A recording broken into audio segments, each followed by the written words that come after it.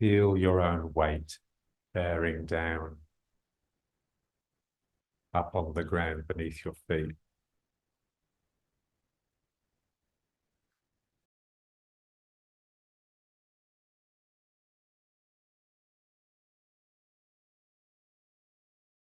Gravity is a force, but it's a soft force, so its approach is energy. So I feel this flow down through my body. It's operating on every part of my body, but I want to become aware of my sacrum in particular.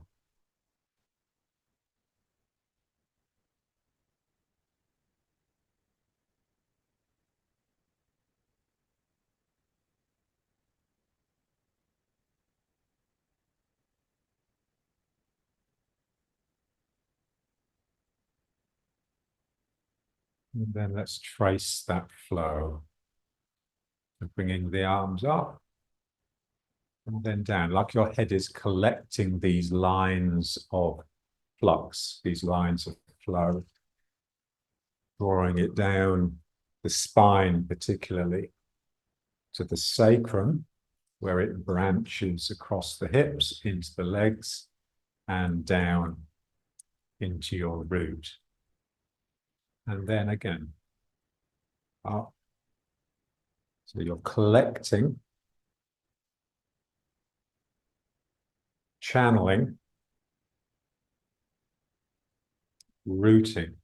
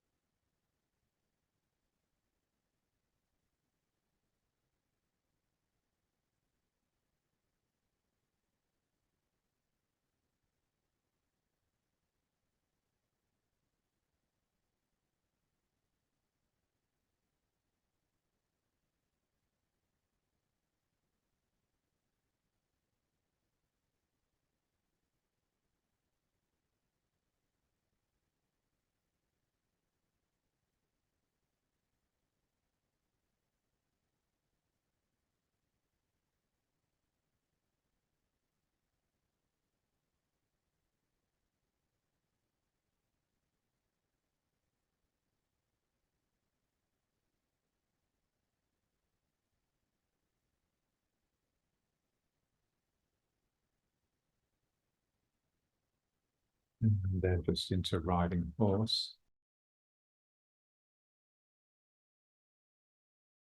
Feel that downward. It's like a dripping. Imagine you're wet and your clothes are dripping.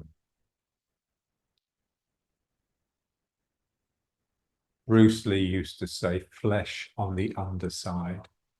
So like your flesh is beginning to melt and is collecting on underneath the bone.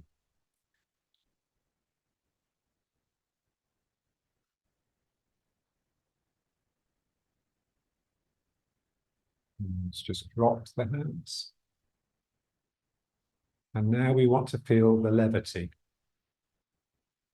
The levity operates not upon your body, but upon your lightness, particularly your spirit.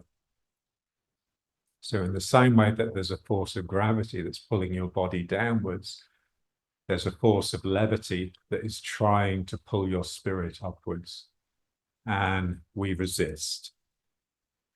So what I want to do is just feel that lightness rising up through my body, symmetrically to the flow of gravity that's flowing down. And then I just connect with that. So I allow my hands to trace that flow. So I feel something coming up, like a lift in my spirits. My spirits are becoming cheerful. And I just let my hands express that. So my hands just drift upwards, almost by magic. And then I just change my mood a little bit. I become a little bit inside and sad, and the hands will drop down.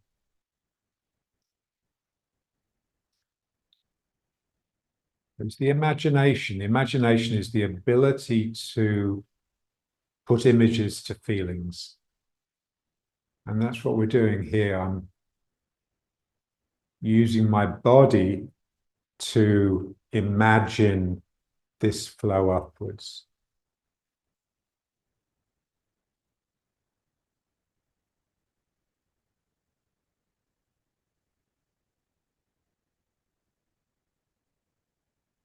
And again, way. So think of the puppet man.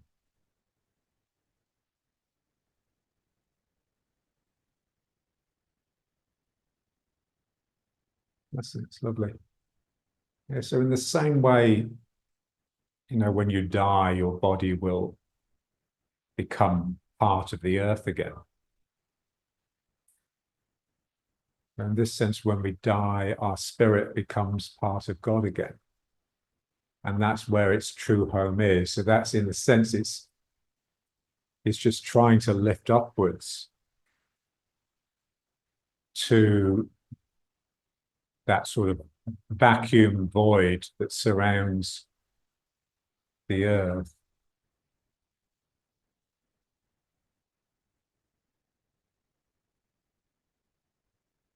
What we want to feel is that when I really sincerely open up to this upward flow and let it draw me, it also opens me up to gravity, and I find myself sinking down physically as I'm lifting spiritually. Spirit and body are separating. So the hands come up, but I'm sort of melting down, like one of those El Greco figures. And you could just hold this, keep it going, keep it going, keep it going. So it's not freezing. You have to keep that upward.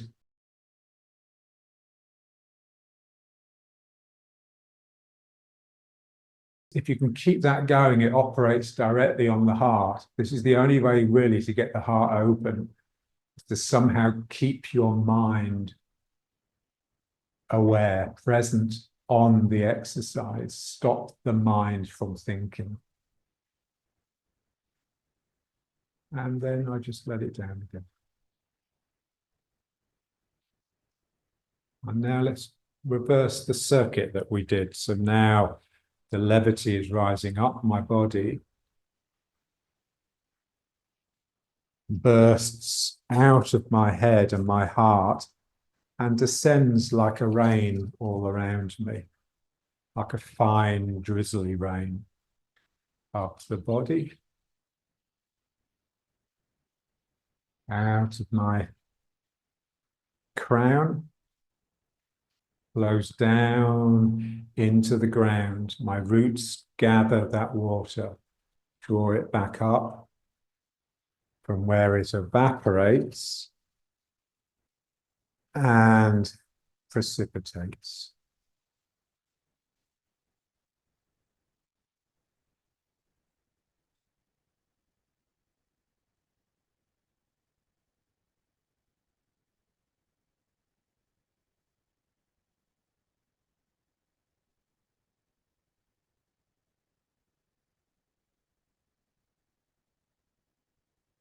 Feel the heart bursting open. That's it, looks great.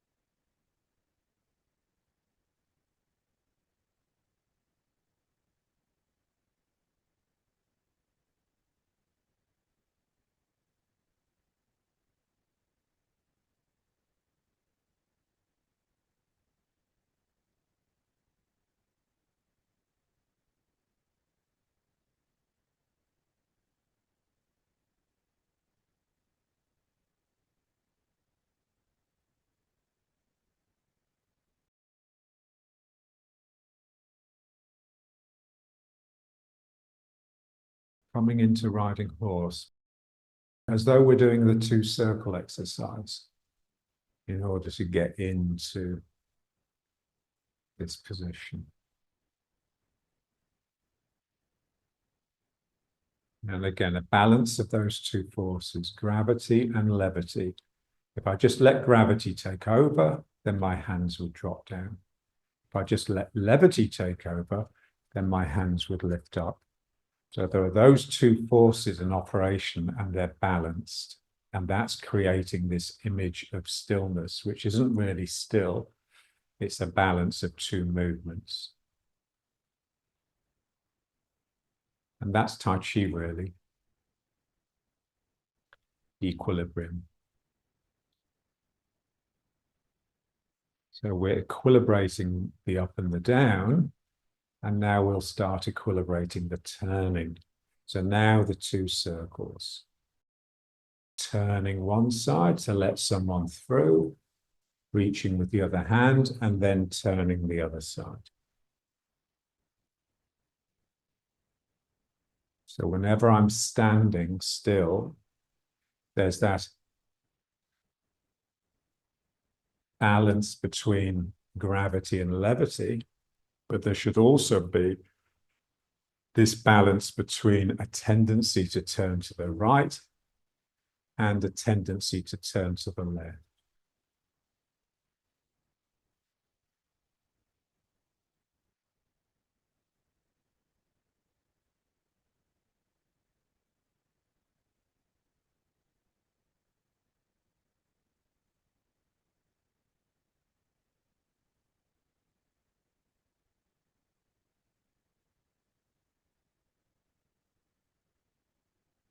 One hand is coming in towards you, the other hand is reaching out behind the person.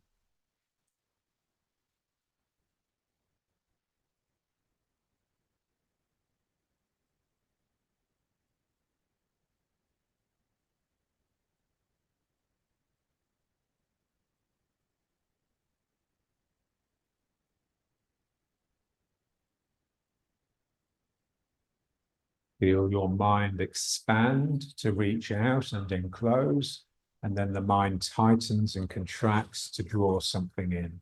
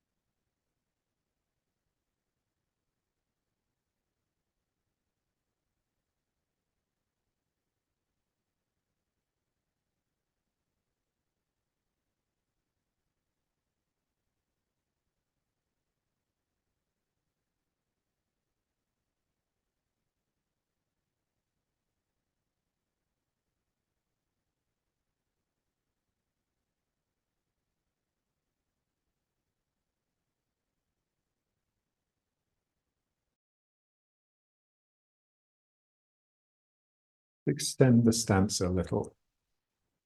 Now just moving from leg to leg.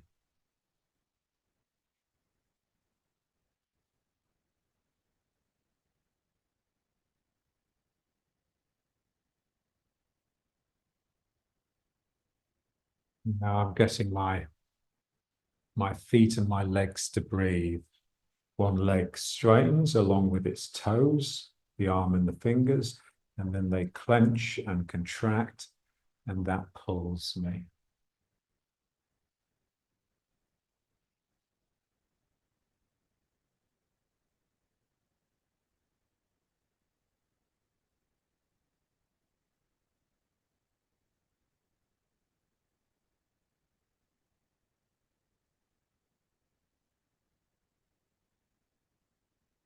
To change direction requires a sudden burst, but to keep that going is gentle. So the foot that pulls is almost violent in its yanking and the other leg is just expanding as it empties. Chinese liken it to thunder and wind. The thunder is a sudden clap, and then the wind is just this gentle continuity.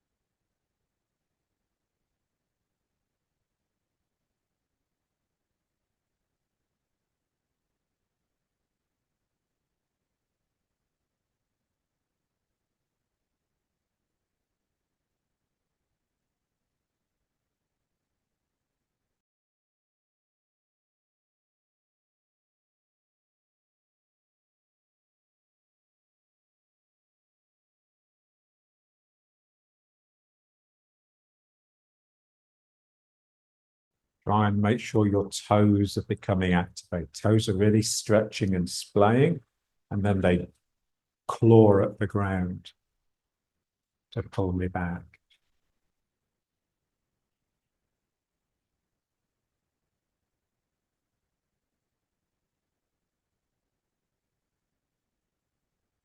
The intensity of the grabbing depends upon how intensely you stretch the toes before it.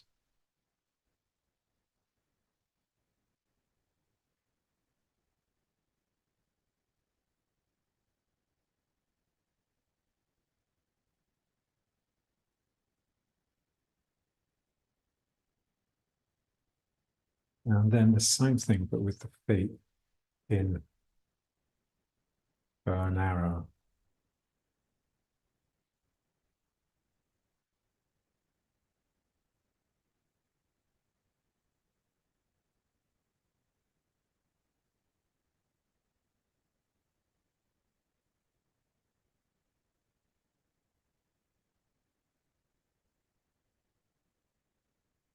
Something extends, becomes long and straight, and then it bends, becomes a circle, contracts.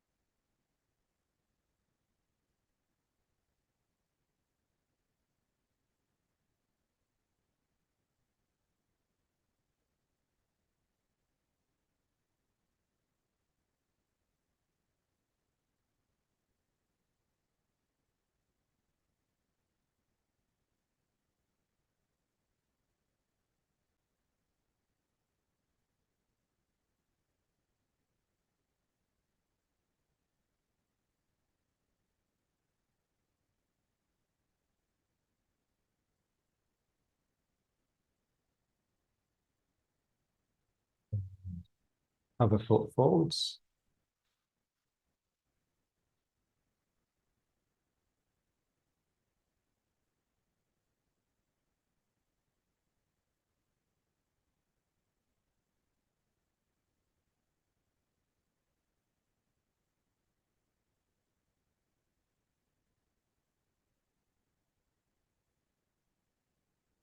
I become fierce, and then I pounce.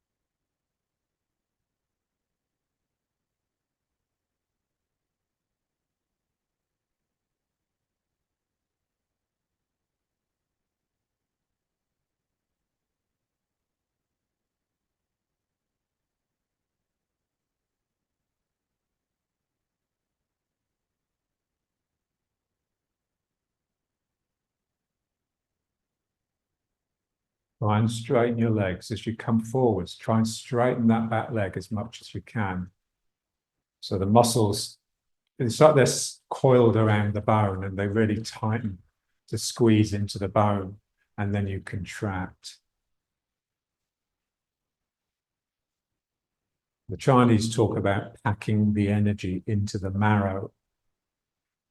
So for that, you need to squeeze the bones, like your muscles are massaging into the bones as you use them.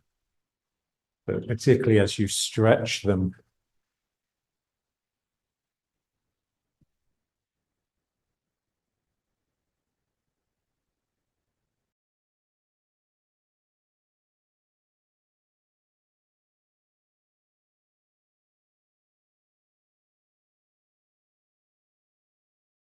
And now turning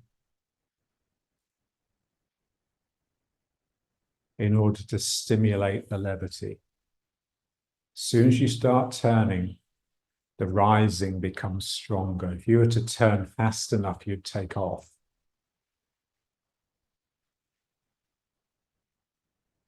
Like a flying saucer. You know, flying saucers are always spinning, and they spin fast enough and they take off from the ground.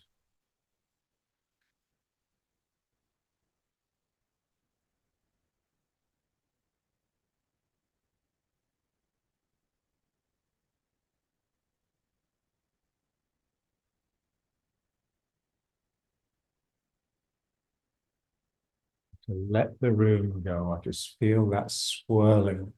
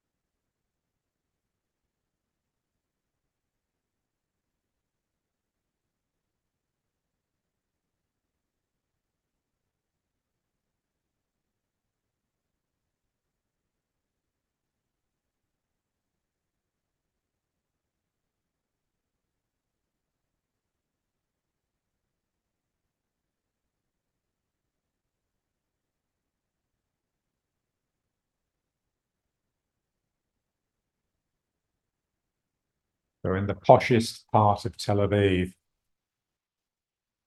there's like a really large roundabout with 8 roads coming off it. And it was just like a park, you know, with paths across it going to the different exits and trees. And it came up for sale, the land, and the locals wanted the council to buy it and turn it into a park proper. But of course, money wins out. And now there are 3 enormous skyscrapers on it. But what's interesting about it is because it's so exposed, the skyscrapers are built with a spiral corkscrew in their structure. You can see them twisting like this to protect them from winds. So as they're hit by winds, the winds just spiral up rather than simply buffeting them. And they're quite beautiful. That's the feeling here. You've got this alternating spiral that comes off your body from the ground. And it's just channeling. You know, if you were hit by a wind, it would just whoosh straight up.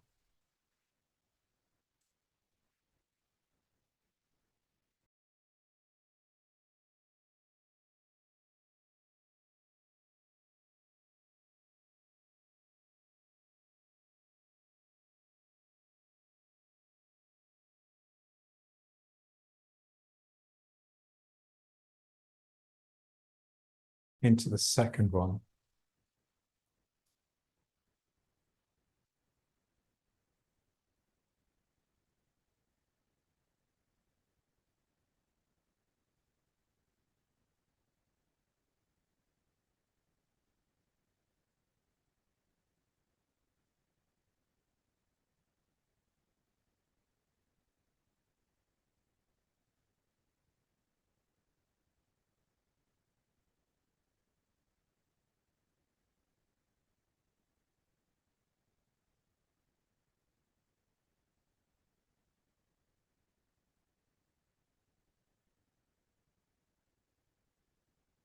keep the turn. So feel it. As I turn, my arms are flung out, and then as I continue turning, the arms come in to wrap around me. I want to feel that in the mind as well. My mind opens up and then it closes down as I turn to the side.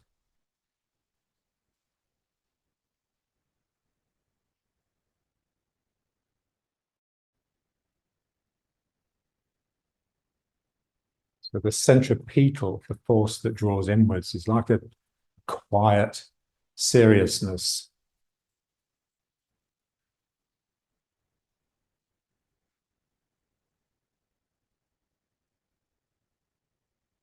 That's like your own gravity.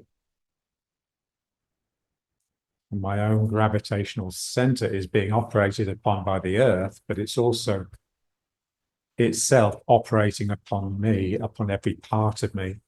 Every part of me is being drawn towards the Dantian sacrum. And I want to feel that operating not simply on my body, but also on my mind. That sort of quiet, ruthless composure.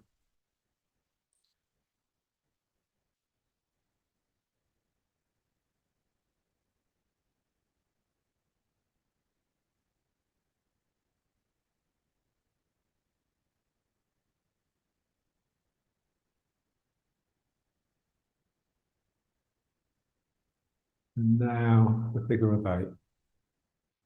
It's very similar to the 2 circles. I'm just seeing this continuity between the 2 sides, flows around one and then passes to the other.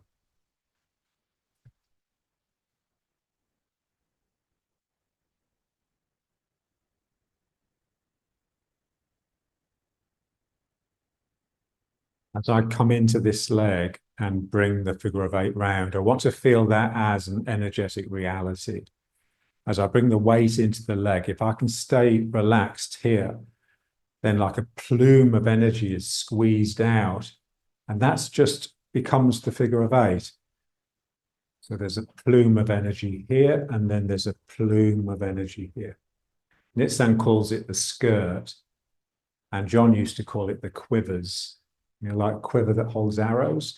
Used to feel it as like this large quiver of arrows here. I think he'd watched too much television.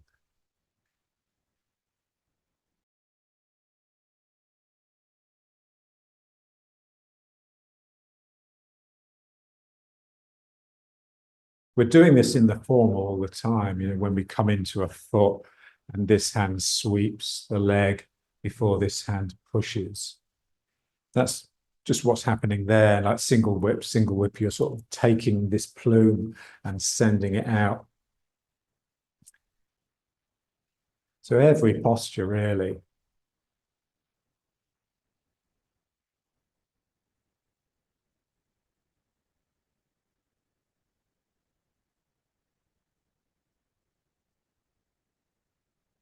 And this is the energy that connects to the ground. So it's from your lower body.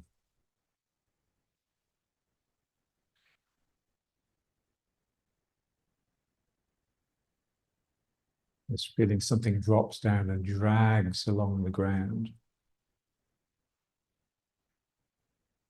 You want the feeling that, you know, that you could sink down and get your hand to drag along the ground. You're very aware of the space between your dantian and the ground. And we want to spend some of the time when we're exercising with our hands in that space, or one hand at least. So this is dropping down. I'm imagining that I'm scraping the ground with my fingers.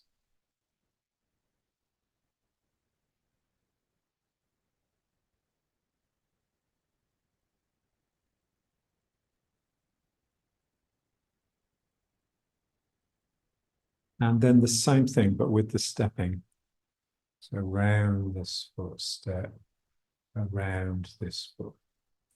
So allow the hand to make these big gestures of the figure of eight, and that will help your mind encourage that release from the hip. It's difficult to know where it comes from, if it's from the sacroiliac or actually from the hip bone. It feels to me like it's more from the hip itself.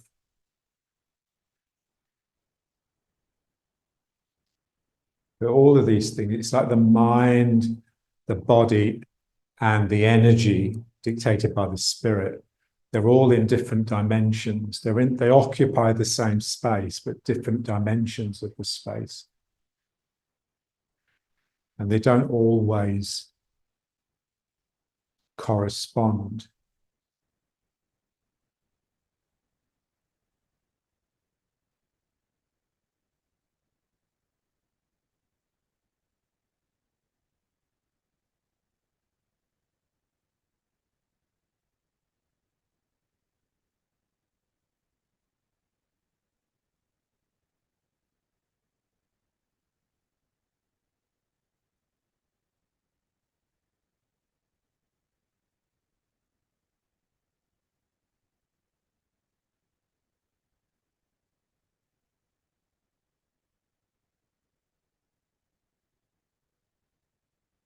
But before we do the other side, let's just do a little bit of this one. Remember the way we were doing it? This view of getting some movement in the tail. So my tail is kicking in this direction as I bring this heel up. My tail is sort of trying to find the heel of the weighted foot, at least in that direction. But it also feels that the tail is partly responsible for this plume of energy that comes out. So my hip is sort of rotating.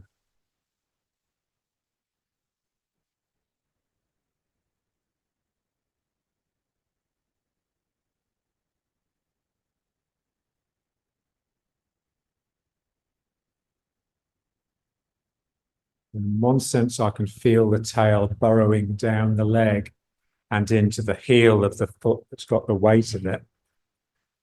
In another sense, I can feel it quite loose, flamboyantly whipping to the side.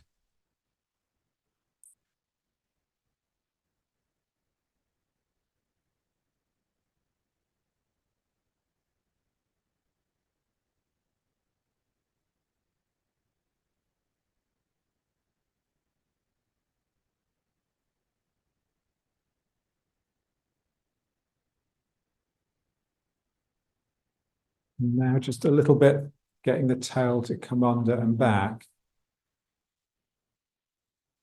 Again, all the time with these things, we just have to allow it to change the way we feel. So when my tail goes back, I'm a bit like this bright and bushy-tailed squirrel. And as my tail comes under, I'm a bit like a dog that's been naughty and is going to be told off. Here I'm really alert. And then here I just draw into myself and become a little bit sad and my tail comes under.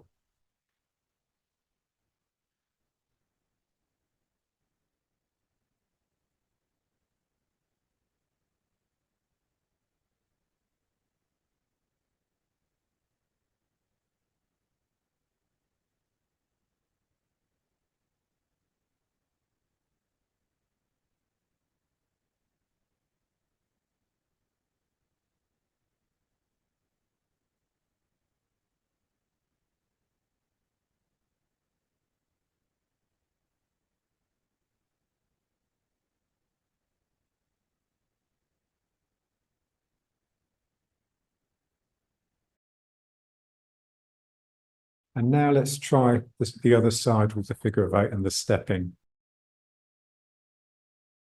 Trying to feel the tail. My tail is whipping out. It's whipping out. So there's a lot of action in the hips.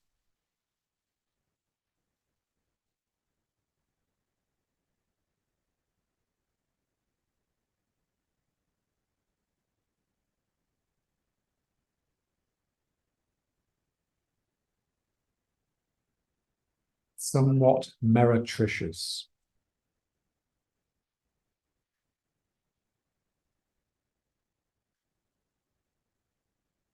Like a prostitute wiggling their bum, or a gay guy mincing down the street.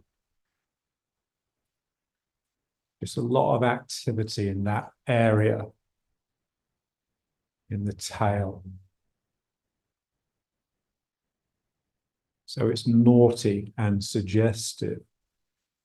And if you really go for it, somewhat erotic.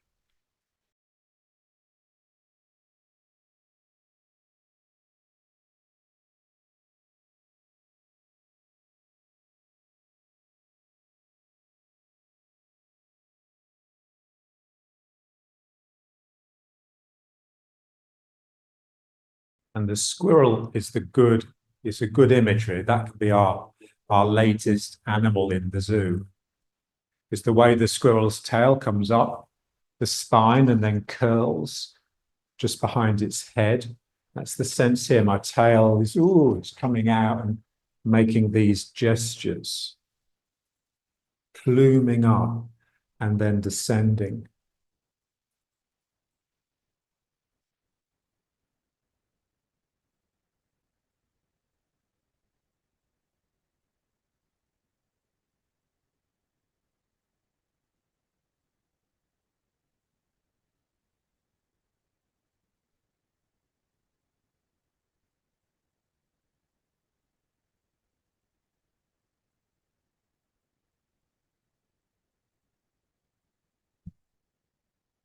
And now let's just bring it to riding horse. Just look down at the feet, make sure they're right. Big toes in a little toes out a little. Connect to the gravity, streaming downwards, connect to the levity. You can think of the gravity going down through your body and the levity coming up all around you, and that's lifting your arms.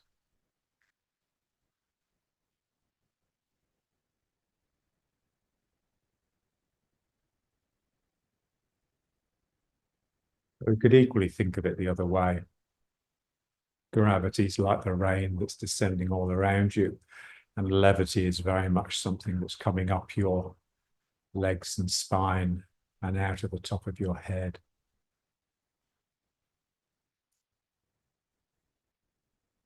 The imagination is the ability to put images to feelings. It's your choice, the image you use, but the important thing is to have an image. Otherwise, the feeling gets lost. The feelings, if you like, are energy trying to teach us. So we need to respect that and honor it by giving it an image. And all the time, when you give an image, you're well aware that, in a few days' time, a better image may appear. So nothing's set in stone. And then bringing the feet up. Again, the feeling of the big toes coming in, and the little toes really trying to sneak outwards.